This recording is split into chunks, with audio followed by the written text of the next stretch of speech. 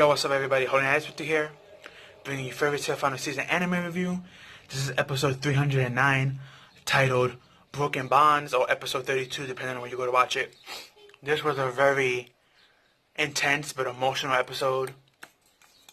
Of course, we have Natsu and Gray fighting. They throwing hands, they're going back and forth.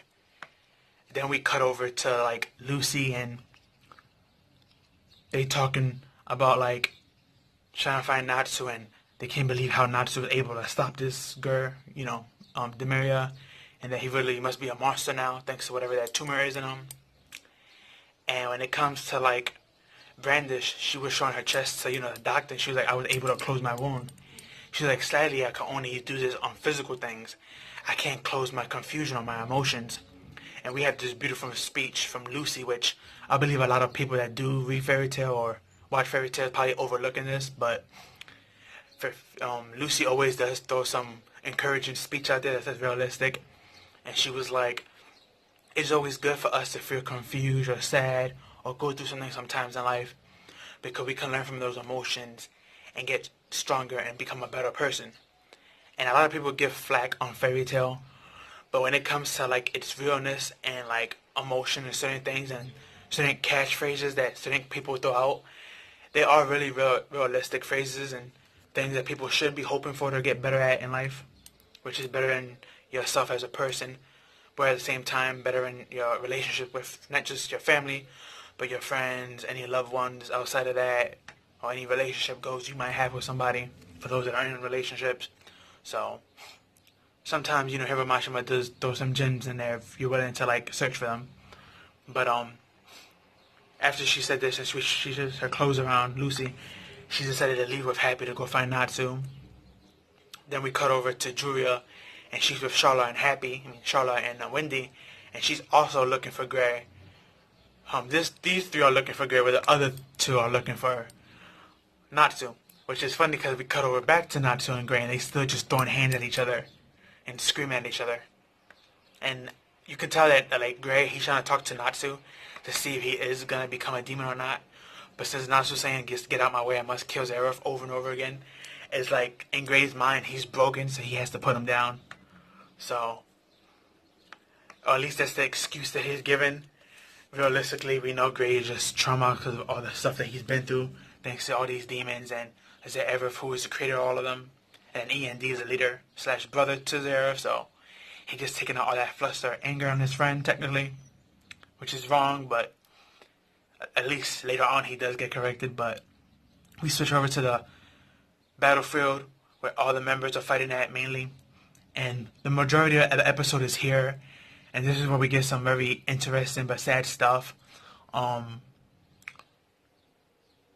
Fairytail was doing pretty good at pushing, like, our enemies back, but Irene stepped in and she's upset that, that Mavis, like, tricked her and left. And she told Mavis, but she made, like, a big eye, and she summoned to the battlefield. You cannot hide from me. I'm going to know where you're at, and I'm going to find you. And Mavis made this oversized illusion, and she basically turned her words against her to increase the morale of her army, which this is technically the second time she tricked Irene. So Irene is, like, really, really upset, and she uses special enchantment magic on the battlefield, and she enchanted all the soldiers. And this enchantment is called Berserk. It increases their physical power and magical powers several times over. We're not sure how much several times. We wasn't given a specific number. But as we can tell from them fighting, they was pushing Fairytail back easily. We didn't get to see, we saw, like, Gildarts, but we saw him just, like, kind of, like, beat up and scraped. We didn't really get to see him fight. But since he's badly, like, scraped, we can imagine that he got pushed back as well. We know Ezra couldn't do nothing. She was getting pushed back, then pinned down by these guys, Goblin Slayer style. Luckily, it didn't go into that realm of Goblin Slayer, but you know what I'm trying to say for those who read and watch Goblin Slayer. But where she's pinned down and, like, everyone else is just getting beat up and hurt. Master Makaraj goes to use Fairy Law. Maris tries to stop him, but he's like, "Shut up! Don't stop me. These people might look like soldiers to you, but to me they're my children, and I don't know what parent would like to see their children in war bleeding and not helping. He, like, at least let me go out with my final blaze of glory." And she was like, but I don't think of them that way. But she ain't really get to continue because he used fairy law, and as you see in one of my thumbnails, because he was already badly wounded and there was too many enemies on the field, it basically drained him of the rest of his life, and he got turned to stone. So, just keep in mind, take this with a grain of salt.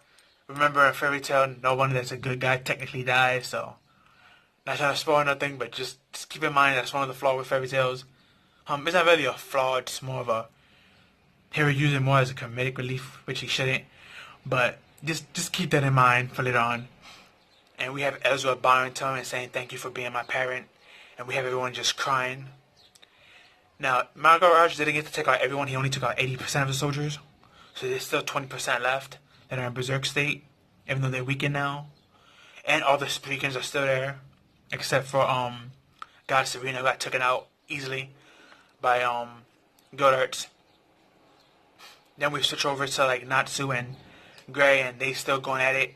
And this time, when we switch to them fighting, this time instead of just throwing regular punches at each other, this time they actually casting spells of their attribute towards each other, and the battles are a little bit longer and it's more intriguing instead of all the in and out.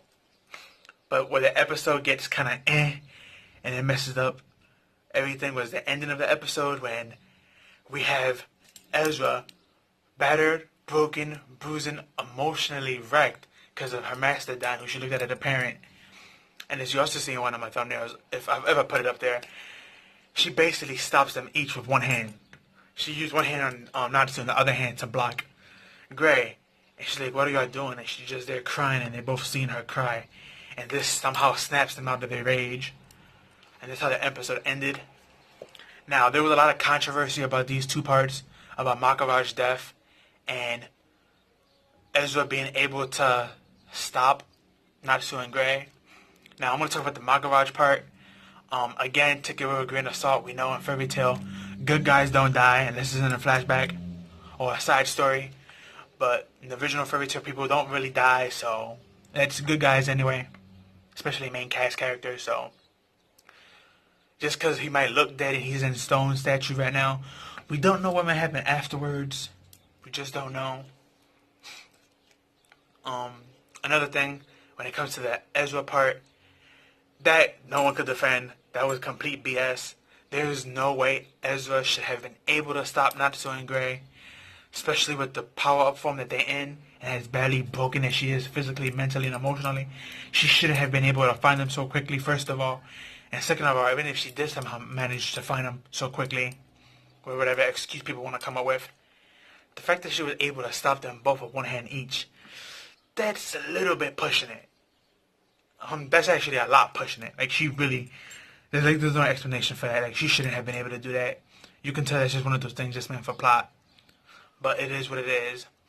Other than those two things, the episode was a really good episode. Art and animation was on point. I know a lot of people have been complaining about the back and forth things that they've been doing in Fairytail. How, like, we get to one scene, we're hit it with a couple minutes, then we switch to another scene, then to another scene. But it is a big war arc that's taken all over Fiora, so that's bound to happen.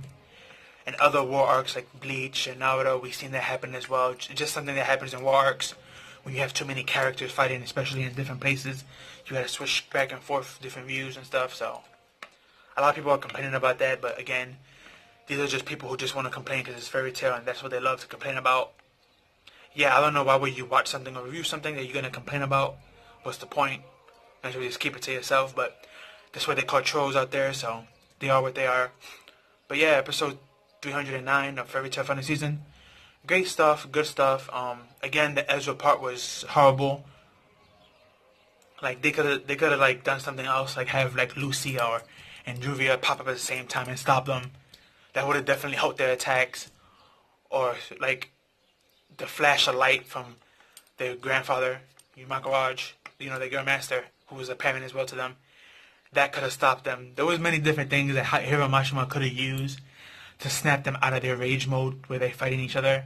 The Ezra part felt kind of bitch blank because, like I said, she was emotionally, physically, and like spiritually, like she's low on energy in all three departments. Like, she shouldn't have been able to find them, and even if she did, she shouldn't have been able to stop them.